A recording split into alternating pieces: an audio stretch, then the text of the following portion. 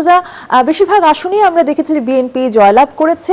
ভোটারদের প্রতিক্রিয়া কিরকম এবং নতুন সরকারের কাছে তাদের প্রত্যাশাটা কি?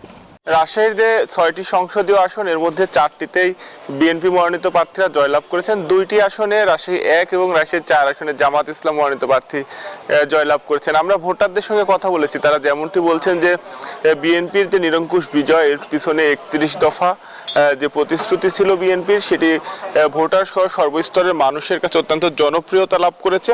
এর ফলে তারা বিএনপিকে তাদের যে ভোটাধিকার সেটি তারা প্রয়োগ করেছেন এবং একই সাথে তারা বলছেন যে দ্রুত সময়ের মধ্যে যে সকল প্রতিশ্রুতি দেওয়া হয়েছিল সেই সব প্রতিশ্রুতি বাস্তবায়ন করা হয়। আমরা সাধারণ মানুষদের সঙ্গে একটু কথা বলবো। আসলে যে বিএনপি রাজশাহী অঞ্চলে নিরঙ্কুশ সংখ্যাগরিষ্ঠতা অর্জন করেছে, বিএনপি মনোনীত প্রার্থীরা জিতেছে, আসলে জয়ের পিছনে কি ভূমিকা পালন করেছে?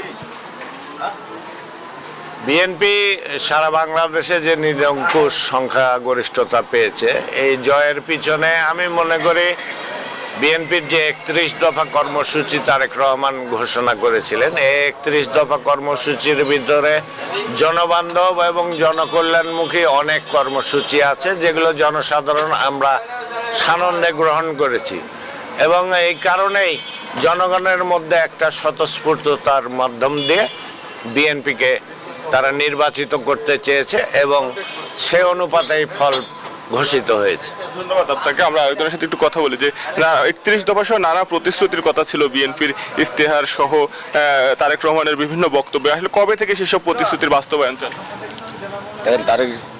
তারেক রহমান যে ১৭ বছর পর দেশে আসার পরে যে জনজোয়ার তৈরি হয়েছে এবং তার যে ৩১ দফা এবং তার যে বক্তব্যে আপনি লক্ষ্য করে দেখেন, তারেক রহমান কিন্তু কোনো মঞ্চে কিন্তু কাউকে করে একটা কথা বারবারে বলছে, প্রতিশ্রুতি বাস্তবায়ন। আমরা আশা করতেছি যে উনি প্রতিশ্রুতি বাস্তবায়ন করবে, কারণ এটা উনি এখন তো ধরেন যে আজকে পর্যন্ত আমাদের অফিসিয়ালি এটা তো হয়নি। ওনারা যখন ক্ষমতায় নিবে, শপথ নেওয়ার পরে এগুলো আস্তে আস্তে সবগুলোই আশা রাখি যে বাস্তবায়ন হবে।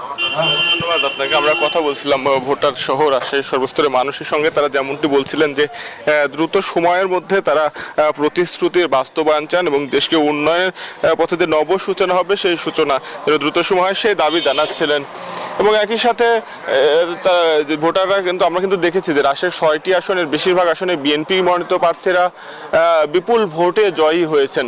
এই ছিল রাজশাহী থেকে সর্বশেষ। ভোলা থেকে আরো খবর জানাতে যুক্ত হচ্ছেন সহকর্মী মঞ্জুর আলম, আমরা যাচ্ছি তার কাছে।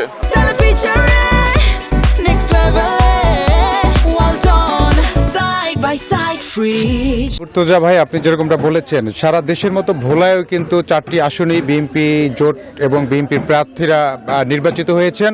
আমরা দেখেছি ভোটের দিন সকাল থেকে বিকাল পর্যন্ত ভোটাররা উৎসবমুখর পরিবেশে তাদের পছন্দের প্রার্থীকে ভোট দিয়ে নির্বাচিত করেছেন।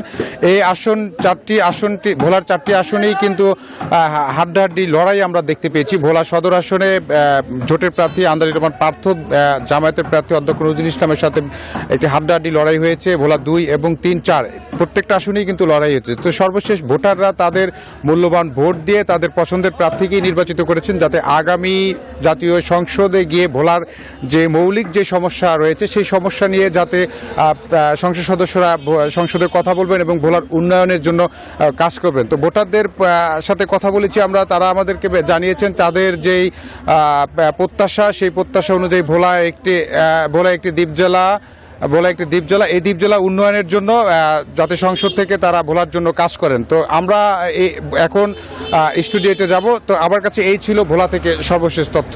অসংখ্য ধন্যবাদ আপনাদের দুজনকেই। আমাদের প্রতিনিধিদের কাছ থেকে জানছিলাম ভোটারদের নবগঠিত সরকার নিয়ে প্রত্যাশার বিষয়।